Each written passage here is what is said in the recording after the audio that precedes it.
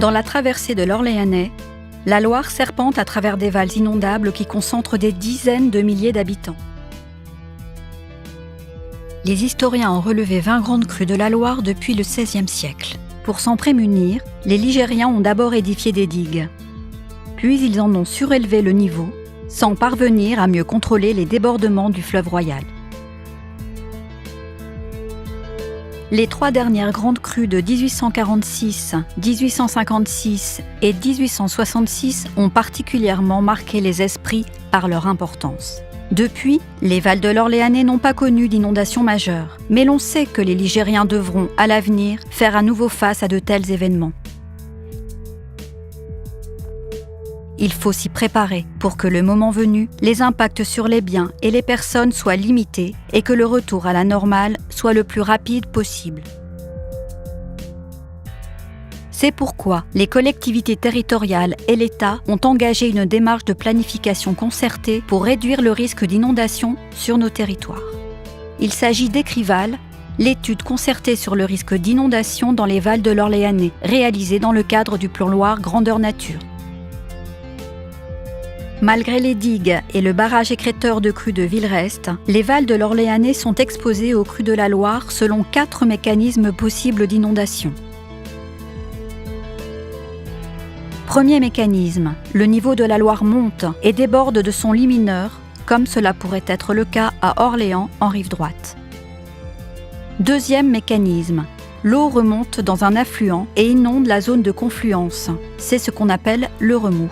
Cela pourrait se produire à Dampierre, Germigny-des-Prés, Sully ou Saint-Privé-Saint-Mémin. Troisième mécanisme.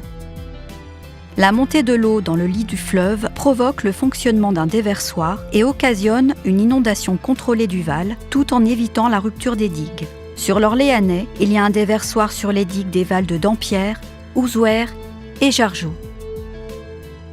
Quatrième mécanisme. Quand le niveau d'eau dépasse la crête d'une digue, une brèche se crée dans la digue qui se rompt brutalement, libérant un important volume d'eau dans le val, comme ce fut le cas 12 fois sur la digue d'Ouzouer lors des 3 crues du XIXe siècle. Une telle brèche peut également se produire avant que la digue ne soit dépassée, si elle est défaillante. Les études de danger en cours de réalisation sur les digues de Loire montrent que ce scénario doit être envisagé tant que les digues ne seront pas entièrement restaurées.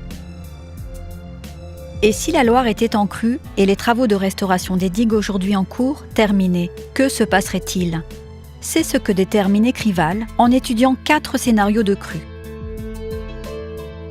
Écrival a ainsi analysé les impacts de 4 types de crues sur les enjeux exposés dans chaque val de l'Orléanais. En particulier, Écrival a travaillé sur une crue de même intensité que celle du XIXe siècle, qui s'écoulerait dans les conditions actuelles et a mis en évidence des dysfonctionnements graves dans les digues d'Ouzouer et d'Orléans.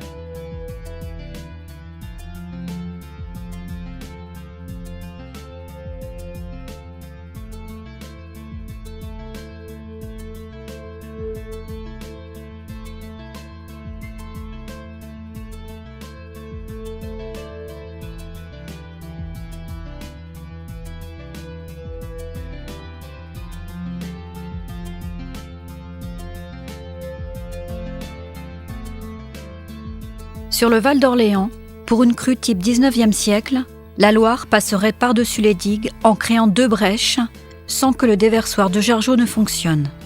Ce scénario suppose que tout le linéaire de la digue d'Orléans soit restauré par rapport à leur état actuel et que les digues résistent à la pression de l'eau avant d'être dépassées. Les communes de Siglois, Férolles et Sandillon sont inondées avec des hauteurs d'eau jusqu'à 2 mètres. Saint-Privé-Saint-Mémin avec des hauteurs d'eau de plus de 2,50 m. Saint-Denis-en-Val et Saint-Jean-le-Blanc avec des hauteurs d'eau jusqu'à 4 mètres. Ce niveau de 4 mètres pouvant être localement dépassé à Orléans et à Olivet.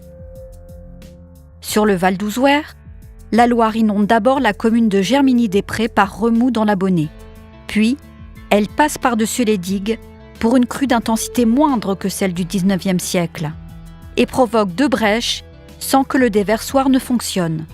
Comme sur le Val d'Orléans, le phénomène est brutal.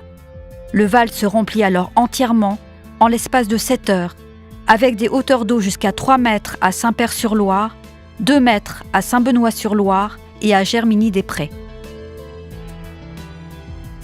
À partir de ce diagnostic, Écrival a étudié plusieurs scénarios d'aménagement des digues et propose de retenir le scénario qui présente les avantages les plus forts. Écrival propose également d'intervenir selon 3 niveaux de priorité qui doivent être traités dans l'ordre les unes après les autres.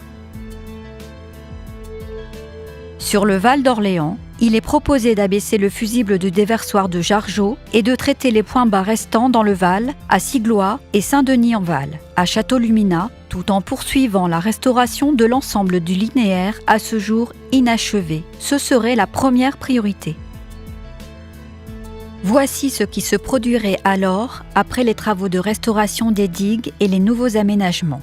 Le scénario proposé permet de maîtriser l'inondation du Val en limitant le volume d'eau qui entrerait dans le Val via le déversoir de Jargeau et en réduisant le risque de rupture de la digue. Il conduit à abaisser fortement les niveaux d'eau dans le Val par rapport à la situation sans nouveaux aménagements.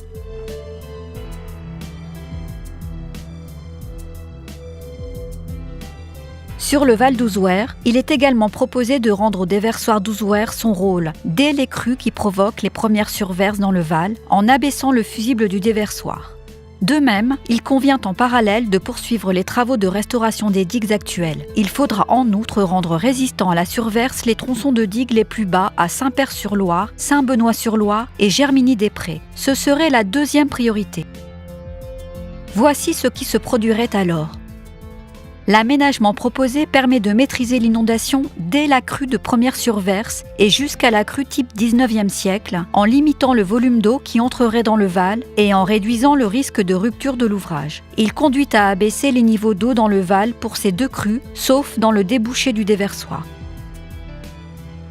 Enfin, Écrival a montré que des aménagements complémentaires pour protéger des enjeux locaux dans des secteurs aujourd'hui endigués ou non endigués seraient, dans la plupart des cas, très onéreux au regard des populations et des biens exposés. Seule une digue complémentaire à Saint-Jean-le-Blanc dans le Val d'Orléans permettrait encore de réduire le risque d'inondation de manière significative. Quant à la fermeture du canal d'Orléans pour protéger le Val de Boue, il s'agit d'une solution qui mérite d'être approfondie pour valider son opportunité. Ce serait alors la 3e priorité.